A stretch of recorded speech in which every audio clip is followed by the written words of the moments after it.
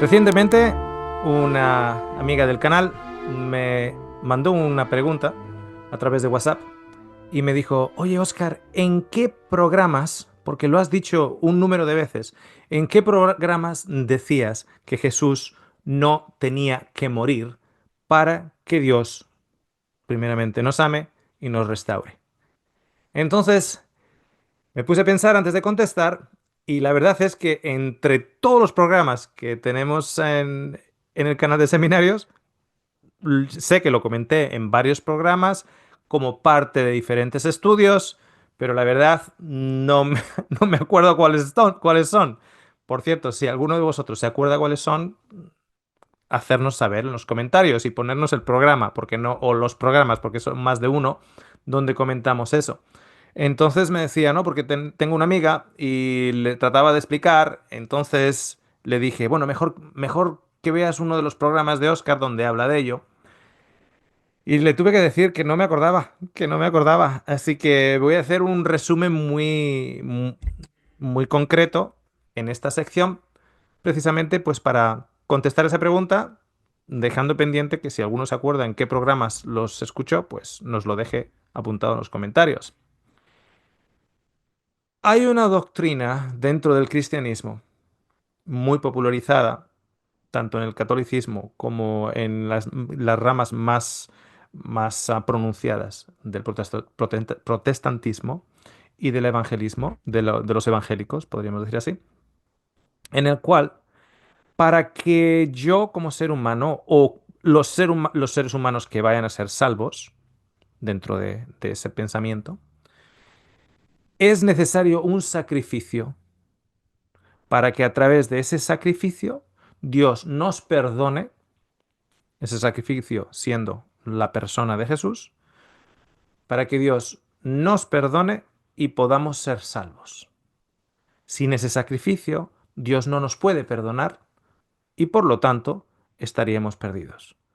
De hecho, esa teología va mucho más allá, hasta el punto de afirmar que si Jesús, por alguna razón, o no muere, o en el día de la crucifixión, o la noche de anterior a la crucifixión, en el Monte de los Olivos, en lugar de quedarse plantado en el Monte de los Olivos esperando que le capturaran, siguiera caminando hasta Betanía y de Betanía de vuelta a Galilea y no lo atrapan y no lo matan, por lo tanto no muere simbólicamente como un sacrificio a Dios por nuestros pecados.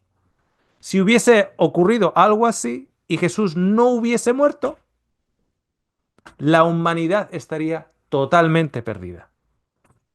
Entonces, hay dos conceptos aquí que de una u otra manera este tipo de teología no considera contradictorios. Y es el concepto del perdón y el concepto de un sacrificio para obtener el perdón. Entonces, vamos a ilustrarlo de diferentes maneras, o de un par de maneras por lo menos, a ver cuántas salen al final. Imagínate que tú tienes una hipoteca con el banco. Tú has pedido prestado un dinero con el banco, entonces tú tienes una deuda con el banco. En esta ilustración, el banco vendría a ser Dios. Y tú eres el pecador que de una u otra manera, por tus pecados, estás en deuda. Es como que se ha creado un gradiente diferencial entre tú y Dios. En este caso, un gradiente diferencial entre el banco y tú. ¿Ok? Entonces, tú vas pagando mensualmente tus mensualidades de la hipoteca, tus letras de la hipoteca. Y esa hipoteca es a 25 años. ¿Ok? Siendo a 25 años, tú pagas los 25 años, el día que pagues, vas al banco y el banco te da las escrituras de tu casa. Ahora esa casa es totalmente tuya. No hay un porcentaje de esa casa que todavía se la debas al banco. Imagínate que entonces el director del banco te dice a ti, eh, Juanito, muchas gracias, te perdonamos. Tú vas a decir, ¿me perdonas? ¿Cómo que me perdonas? No me estás perdonando. La deuda ha sido pagada. Perdonarme sería que cuando yo estaba con dificultades pagando las letras hace 10 años atrás porque tenía que pagar el colegio de los niños o la enfermedad de mi madre o lo que sea y me faltaba el dinero, que tú como banco hubieses dicho, nos hemos dado cuenta que tienes dificultades que no las puedes pagar, por lo tanto te perdonamos. La deuda queda ahí. O sea, queda un vacío en esa deuda, pero eso se llama perdón. Por eso se llama perdón, porque queda un vacío en la deuda. Si yo pago la deuda, no hay perdón que valga. El balance de las cuentas está balanceado, no hay perdón que valga. Ahora, ¿dónde entra la figura de esa sustitución de Jesús en todo esto? ¿Dónde entra esa figura? Entra desde el punto de vista, en la misma analogía, en el cual el banco, siendo el padre, Jesús siendo el hijo, es el que paga por ti. O sea, tú tienes una hipoteca que es enorme, que no la vas a pagar ni en 25 años ni en 30, no tienes lo suficiente para pagar aunque vivas 150 años, y sin embargo, tienes 35 años, tú aceptas que Jesús pague la hipoteca por ti. Entonces Jesús saca de su bolsillo X miles de dólares, pregunta cuál es la deuda de Juanito, el banco le dice la deuda de Juanito es todo esta, yo la voy a pagar. Entonces Jesús va y paga la deuda. Entonces, tú vas donde el banco a dar las gracias a Jesús y el banco te dice, te perdono. Bueno, estamos en las mismas. ¿Perdonarme de qué? No me has perdonado nada. Tú todavía exigías el pago de la hipoteca. No solo exigías el pago de la hipoteca, sino que encima has dado como bueno que alguien del banco, en este caso el hijo del dueño del banco, la pague por mí. La hipoteca está pagada. Y si la hipoteca está pagada, yo puedo dar gracias, pero tú no puedes decir te perdono. Yo puedo dar gracias porque se me ha pagado la hipoteca. Y debería dar gracias porque se me ha pagado la hipoteca. Pero lo que tú no puedes decir como banco es te he perdonado la hipoteca, porque la hipoteca no ha sido perdonada. Entonces, en ese concepto de la sustitución penal de Jesús, hay una contradicción en ello. Está el aceite y el vinagre que no se mezclan o el aceite y el agua que no se mezclan. Uno es el pago de la deuda y el otro es el perdón. Las dos cosas no son compatibles, no se mezclan. ¿Ok? Sin embargo, en esa teología de sustitución penal de Jesús, ahí meten ya de todo. Es como que es la columna vertebral de la doctrina y sin embargo le introducen entre medias el hecho del perdón. Cuanto el perdón es una columna vertebral totalmente diferente, de una teología totalmente diferente. No se mezclan las dos. Tú no puedes perdonar cuando ya te han pagado la deuda. Puedes decir, gracias por haberla pagado, porque te estaba esperando y finalmente viniste a pagarla, pero no puedes decir que me la perdonas y al mismo tiempo me la exiges. ¿Me entendéis? No puedes perdonar una deuda que al mismo tiempo estás exigiendo. Y eso es lo que acaba pasando con esa mezcla de un sacrificio, o bien sea humano por mi parte, o humano por la parte de Jesús, para con Dios, y al mismo tiempo llamar eso perdón. ¿Me entendéis? Ok. Pero todavía además es que da una vuelta de campana todavía más absurda. Y es el hecho de que, volviendo a nuestra analogía del banco, el dueño del banco es Dios, el hijo del dueño es Jesús, el que paga mi hipoteca es Jesús. ¿Pero de dónde saca Jesús el dinero para pagar mi hipoteca? La saca de las arcas del banco de su padre, que es co-dueño, padre e hijo, pues tienen, digamos, es como esas empresas que pone Alfonso e hijos. Lo que es de Alfonso es de los hijos y lo que es de los hijos es de Alfonso.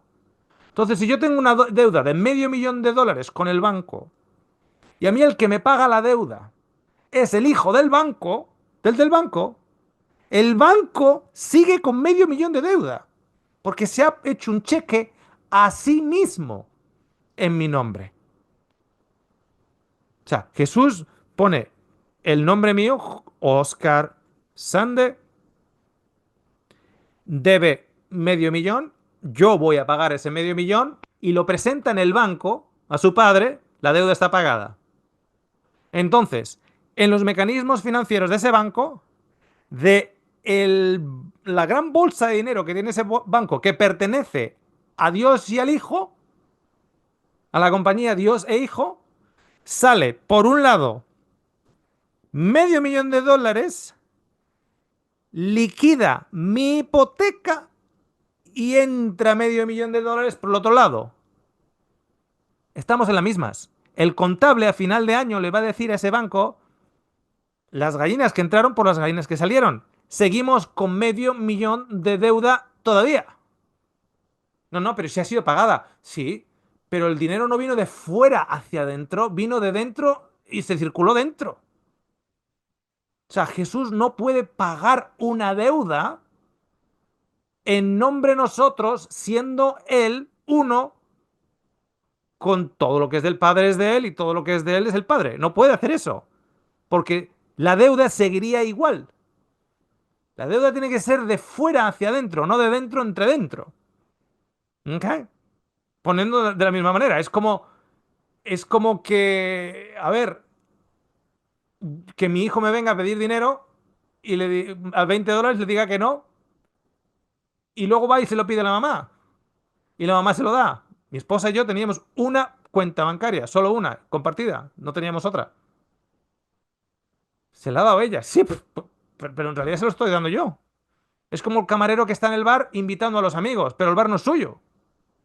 A ver, te invito a ese café. ¿Pero quién está invitando en realidad? Está invitando al dueño. ¿Me entendéis?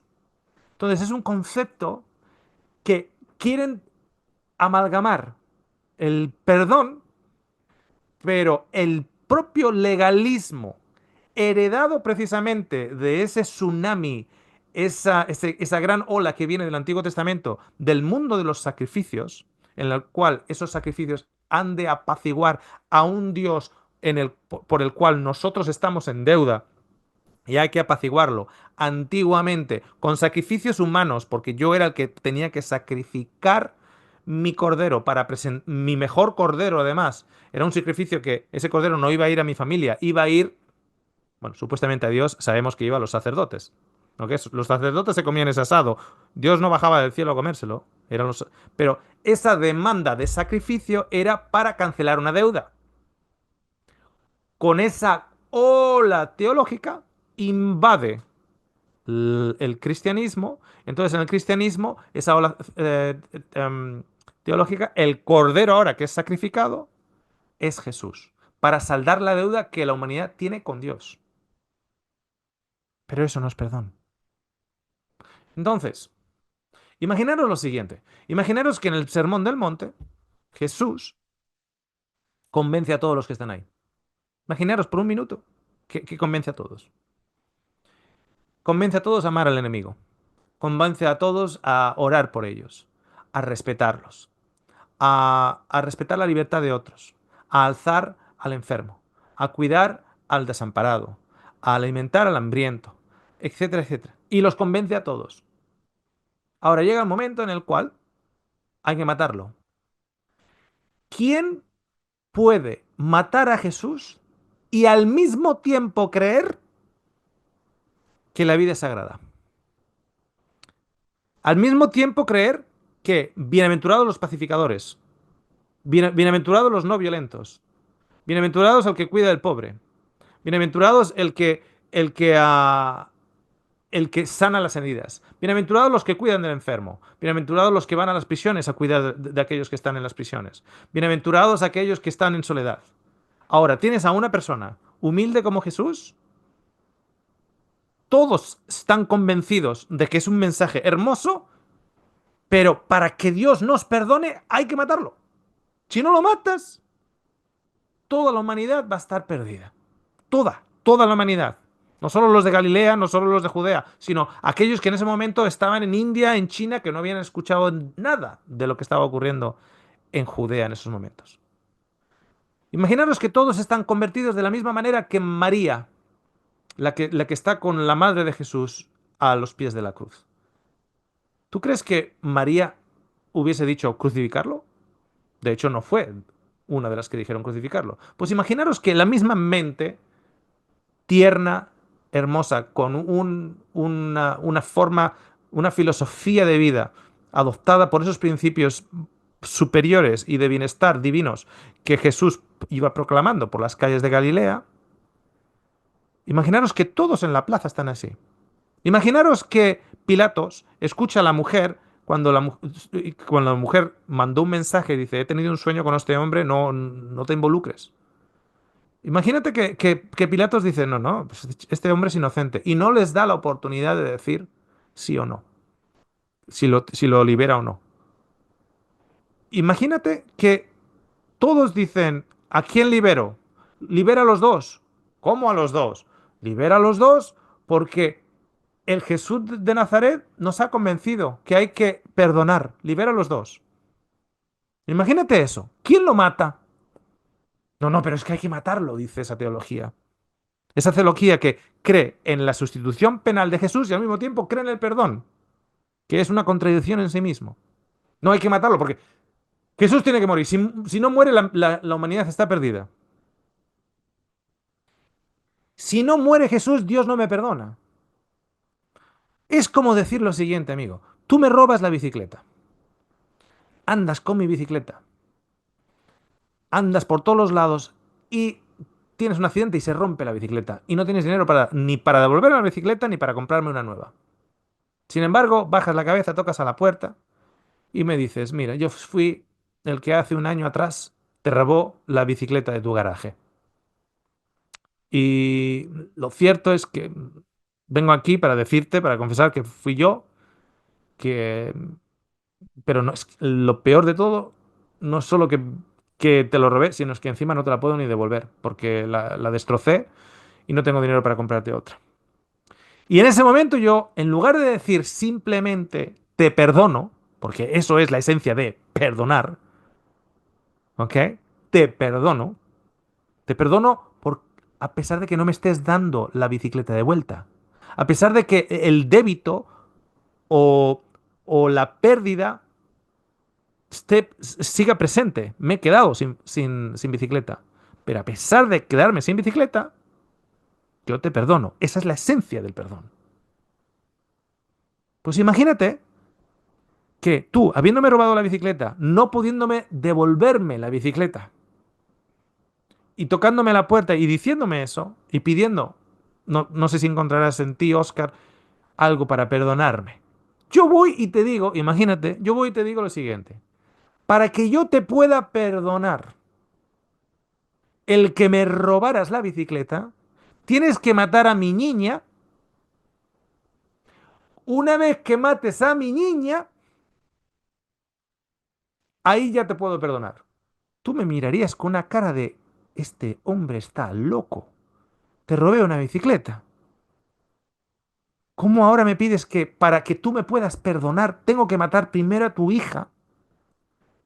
Porque si no mato a tu hija, tú no me puedes perdonar. Entonces la pregunta es la siguiente, amigo y amiga. Dios nos perdona porque como humanidad matamos a su hijo y era esencial que así fuera para que Él nos pueda perdonar, o Dios, siendo amor y siendo perdón, nos perdona porque es su carácter, porque es su naturaleza, a pesar de que se mató a Jesús. No porque se mató a Jesús, sino a pesar de que se matara a Jesús. De hecho, te digo una cosa, como hombre, si tú me robas la bicicleta, yo creo que te puedo perdonar relativamente fácil. Si me robas el carro, el auto, el coche, Dame una semana y media, dame dos semanitas. Pero yo creo que incluso robándome un coche me puede. Si aparte entras en mi garaje y me robas la motosierra y la cortadora de césped, de pasto y otras cosas así, y me llamas por teléfono y me robas los detalles de la tarjeta de crédito y me sacas de la tarjeta de crédito $4.000, etcétera, etcétera. Oye, dame un mes, dame 2 meses, pero te puedo perdonar. Ahora, si coges a... Si atrapas a una de mis niñas cuando eran pequeñas, viniendo del colegio, la metes en un auto, las haces daño, hasta que les quitas la última respiración y las tiras al río, uff, ahí voy a necesitar más de 2 meses, ¿eh? Porque mi carácter no es perdón. Ahí voy a necesitar más de 2 meses. La prueba más tremenda del perdón que un ser humano puede manifestar no es el perdonar a alguien porque alguien le ha robado o le ha quitado un tipo de bienestar, bien sea un auto, una bicicleta, una moto, un dinero en el banco o lo que sea, un nivel de bienestar, sino cuando le ha quitado a un ser querido y encuentra aún l- n- una fuente de donde beber perdón para dar perdón. Dios nos dice en Primera de Juan que no ama. Dios no ama. Dios es amor. O sea, Dios, el concepto de amor, ese amor incondicional, ese amor agape, que se conoce por ese nombre en griego, el concepto del amor, eso, ese concepto es Dios. Dios es amor. Pero Dios no tiene que encontrar en su corazón, y definitivamente no le tienes que pagar una deuda para que te perdone, con la contradicción que eso es, como ya hemos explicado, sino que Dios no perdona. De la misma manera que Dios es amor, Dios es perdón. ¿Me entiendes? Dios es perdón. El mismo Dios que te dice a ti, perdona y ama a tus enemigos, Él perdona y ama a sus enemigos. Es por eso que en esa esencia que no puede cambiar, porque esos son los juicios de Dios. El resto son juicios de hombre. El de ojo por ojo y diente por diente, el de tú me has matado a mi primo, yo te mato a tu hermana, el de las vendetas, ese tipo de justicia justiciera es totalmente humana.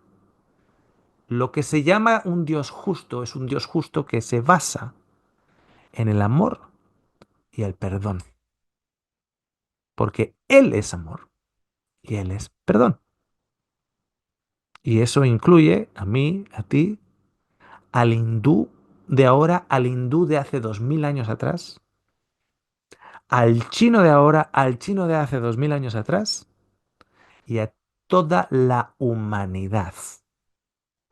Tenemos que empezar a dejar de pensar como humanos, porque cuando empiezas a ver lo que el humano está haciendo a día de hoy, es todo un proceso para autodestruirse de una u otra manera. Parece que somos medio loquitos de cómo podemos hacernos los unos a los otros daño, pisotear al otro, alzarnos del otro, etcétera, etcétera, etcétera. La esencia del amor no procede de una fuente de aquí abajo. Está claro. De aquí abajo, el agua que sale de aquí no tiene una esencia de un amor incondicional. Y definitivamente no de un perdón incondicional tampoco. Ese tipo de justicia, ese tipo de armonía, no existe en este mundo. Esos son conceptos que filosóficamente alcanzamos entendiendo que porque existen en sí, existen como conceptos, pero no son visibles en este mundo, tienen que pertenecer a otro mundo. Por lo tanto, a ese otro mundo o de ese mundo donde proceden es donde la salvación de toda la humanidad, es posible.